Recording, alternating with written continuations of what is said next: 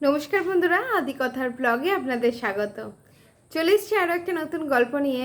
আজকে তোমাদের বলবো আকবরের গল্প। তো আকবরের এই গল্পটির নাম হলো বুদ্ধি দিয়ে গণনা। তো চলো গল্পটা শুরু করে দিই। একবার আকবর তার আদালতে সকলকে একটা অদ্ভুত প্রশ্ন করলো, আর সেই প্রশ্ন শুনে সকলে তো উত্তর দেওয়ার জন্য ভাবতে শুরু করে দিল। আর সেই সময় বীরবল এলো। বীরবল এসে সবাইকে জিজ্ঞেস করলো যে প্রশ্নটি কী। তো সকলে তখন বীরবলকে সেই প্রশ্নটি বলল। তো প্রশ্নটি ছিল, আকবর জিজ্ঞেস করেছিল সকলকে যে শহরে কতগুলো কাক আছে। তো বীরবল তখন কিন্তু ভেবে একটা উত্তর নিয়ে আকবরের কাছে গেল। তখন বীরবল হাসতে হাসতে আকবরকে গিয়ে বলল যে উত্তরটা তার জানা, শহরে মোট 21,523টি কাক আছে। তো এই শুনে তো আকবর অবাক। আকবর বলল, কী করে তুমি এই উত্তরটা জানলে?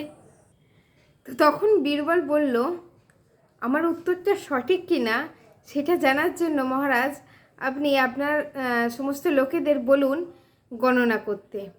যদি কাকের সংখ্যা বেশি থাকে তাহলে জানবেন যে এই কাকেদের সঙ্গে, শহরের কাকেদের সঙ্গে বাইরের আত্মীয় যারা রয়েছে তারা দেখা করতে এসছে।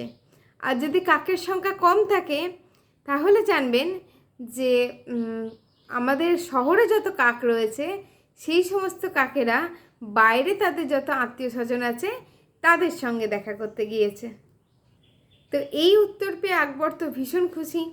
আর আকবর খুশি হয়ে বীরবলকে একটি রুবি এবং একটি মুক্তোর হার দিলেন।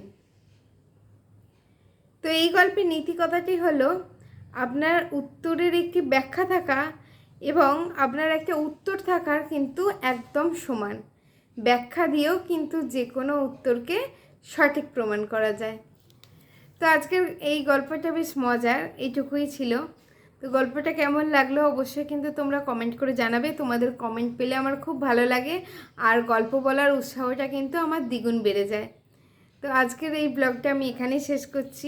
খুব তাড়াতাড়ি আরও অনেক অনেক ভালো ভালো গল্প নিয়ে আসবো তোমাদের জন্য। তো শেষ করার আগে প্রত্যেক দিনের মতো আমি যেটা বলি, ভালো থাকবে, সুস্থ থাকবে, সাবধানে থাকবে। খুব তাড়াতাড়ি দেখা হবে নতুন আরও একটি ব্লগে, আরও একটি গল্প নিয়ে। চলো, টাটা।